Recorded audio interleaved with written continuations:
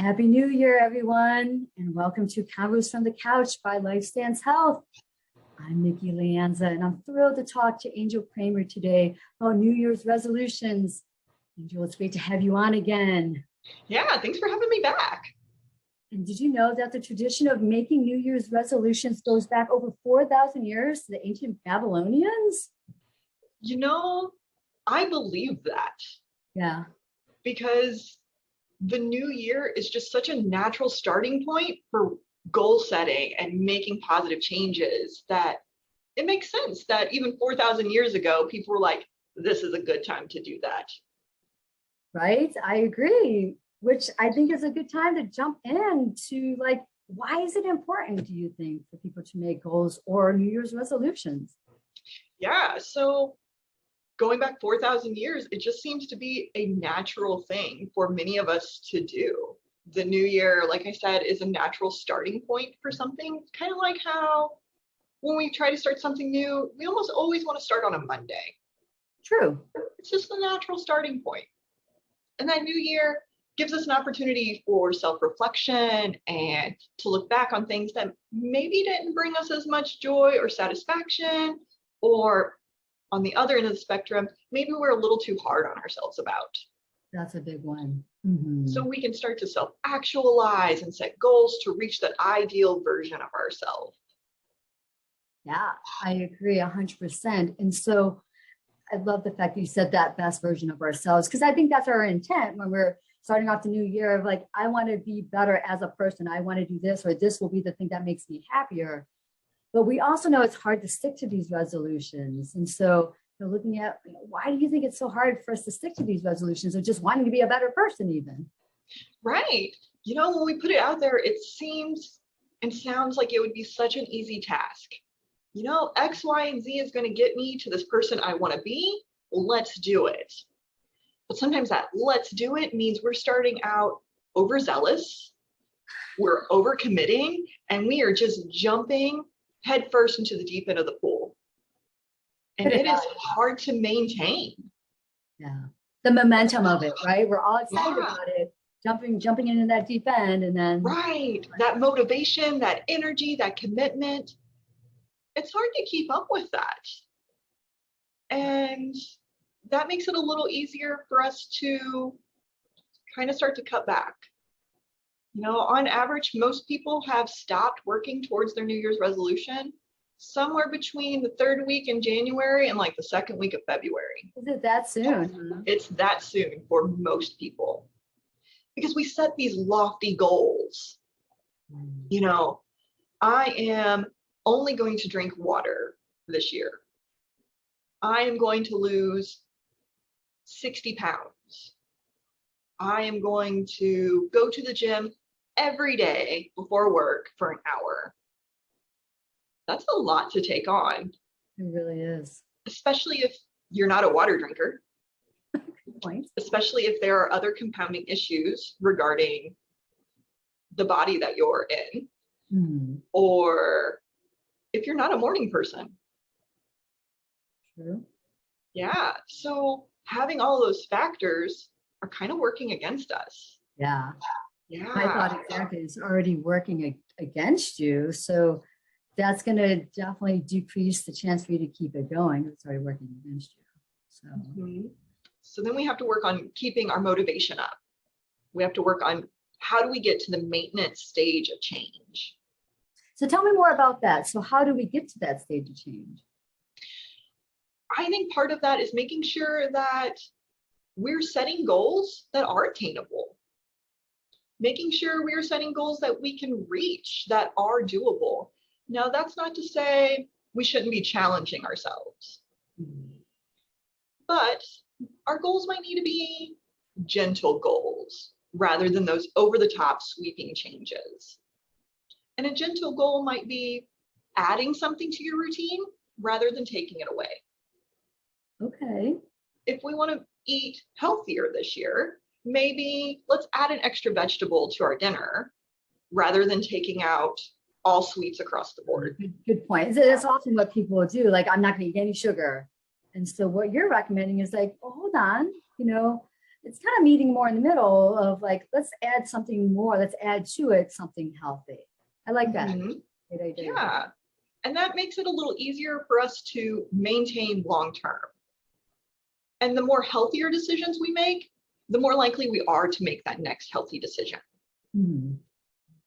And, having gentle goals kind of takes the pressure off. It takes the pressure off of reaching this goal that's way up here and maybe being okay with just meeting the goal right here in the middle. And that helps us get to maintenance a little bit easier. No, all good suggestions. I like that idea of the gentle goal, right? I think, again, people get this mindset of I have to do this and I should be able to do this. And it's that hard goal. And then they do lose the motivation. And then they can even maybe spiral themselves down where their inner critic is really coming out and they're beating themselves up. So having that gentle goal is, I think, really the key. And especially, like you said, for motivation, for sure. Do you Yeah. have some suggestions for New Year's resolutions? Like if someone's trying to lose weight, what that would look like, or for something else? Yeah. So, from my perspective, it tends to be easier if we set goals that are in line with our values, because Mhm. then we can set goals that show our value a little bit more. And it's not a goal that is demeaning or diminishing or asking us to take up less space. Mhm. It is, if you value family, maybe that goal is to leave work by 5, 3 days of 5 of the week. Okay. Because then you're more likely to be like, you know what? I'm leaving work to be with my family. And that's important to me. And what I also hear you saying with that is you're putting that out there 3 out of the 5 days. You're showing your value that it's important. I think the next step to that too is maybe even at work and setting the boundary that enables you to do that as well. Exactly. And then there are set steps that we have to take to reach that goal. And we're doing it for a reason that is important to us. Mm-hmm. Mm-hmm. Another part of it is making sure that we have that social support in place. Making change as part of a community can be so much easier than doing it on our own. I don't think we look at it that way. I think that's a good point. And we just take it on, this is my thing to do and bear, but to open it up to the support, that's a really great idea too. Absolutely. Because that helps not only help us keep ourselves more accountable, because now we've told someone about it. Right. So we feel a little bit more beholden to keep up with it. But also they're there to be kind of cheerleaders and help us through rough patches and maybe help us out when we're shoulding ourselves a little too much. I should be doing this. I shouldn't be doing this. And they can kind of help us be a little nicer in this process to ourselves, because we can be mean to ourselves. That self-compassion is so key. And people, I don't think, recognize that. I always say to my own clients, if you wouldn't say it to your friend or even your pet, don't say it to yourself. So I think that self-compassion is so key there, especially with New Year's resolutions or goals and things. Mm-hmm. One of the things that we had talked about after our holiday stress episode, which you gave such amazing tips and tricks for that. After that, we had a conversation about accumulating joy. And you had me so intrigued by what that was. And so I definitely think this is a topic, as you were sharing with me, that flows in very well to this New Year's resolution topic here. And so can you tell me more about accumulating joy? Absolutely. And I agree. I think it ties in very well to a New Year's resolution. That can be part of a gentle goal that we set for ourselves. It can help us change our routine and our patterns. But accumulating joy comes from a DBT concept of accumulating positive emotions or building positive emotions. Only the joy part of it takes it a slightly different direction. When I use this concept with my clients, many of them are seeking happiness. They want to be happy. Which is such a broad term. That's just so broad. Right. And it can feel so unattainable and so unmaintainable. Because life is about balance. And that is balance in our emotions as well. we're going to have sad days. We're going to have sad times. We're going to have days where we feel angry or things are going to trigger us to be angry. And those kind of emotions are going to come up. So the idea of just getting rid of them is kind of unattainable. So accumulating joy is more about creating moments and building moments of satisfaction, or even simply okayness. And being able to recognize that we are okay. I'm going to definitely jump on that term, just being okay, because again, people are striving for happiness of that Zen place all the time. And sometimes it is just about I'm okay. I'm okay right now in this moment. And I'm loving that you're emphasizing that. Yeah. And sometimes we find happiness in moments, not an overarching, I'm happy all the time, positive psychology all the time. Right. It is right now, I'm really enjoying what's happening. And it is okay to enjoy this when I have these 100 other reasons behind me to be worried or to be angry or frustrated or irritable. I can still enjoy and have joy in this moment. Mm-hmm. And that can look different for a lot of people. Yeah. What brings me joy and helps me accumulate joy might look vastly different from what helps you accumulate joy. Mm-hmm. I think one of the things I shared with you after our last episode was what brings me joy is playing music. I feel like I play many instruments, but none of them very well. But I did share how in my home we celebrate Christmas. So for me, just playing the piano or playing my trumpet or playing, you name it, I have a lap harp. I can keep going with my instruments. But those are the moments that do bring me joy. And so I think it is very important for people to recognize what is it about them that brings them joy. And may I ask that of you, what are some things that bring you joy? Yeah, so first I'm going to spin it back to you for a second. Yeah. Because part of that accumulating joy is allowing yourself to enjoy what's happening without that addendum of, but I don't do it well. That's a good point. And you're right to call me on that, because that would be something I would call my own clients on too. So that's a good point, Angel. For sure. And for so many of us, that's a natural progression in our thoughts. Mm-hmm. And part of accumulating joy is letting go of that. Yeah, very true. To take it back to your question of me, yeah, I accumulate joy in several ways. The first one that comes to mind is things that are creative. I'm naturally a creative person, so giving myself that space and a little bit of time every day to do something that's creative, whether it's a doodle in my sketchbook, whether it's getting on Pinterest and finding a new idea for something to make, or even spreading my creativity to cooking. I wonder what these ingredients would taste like together. Let's try it. So if it turns out well, or if it doesn't, there's no judgment. You're like, I tried it. I tried it. Trying. Absolutely. And those moments of accumulating joy, it can be as simple as giving yourself time and space to drink your cup of coffee in the morning.